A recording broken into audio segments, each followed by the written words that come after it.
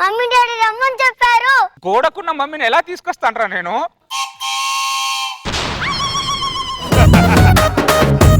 Parents meeting అంట.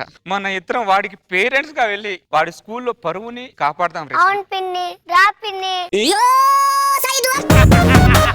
శృతి, Vasu, I love you. నీకు విషయం చెప్పాలి. ఏంటి? మా ఇంట్లో నాకు సంబంధం చూస్తారు. ఏం జరిగింది? వాడు ఎవడో వచ్చాడు, నేనంటే వాడికి ఇష్టం అంట. పెళ్లి చేసుకుంటానాడా?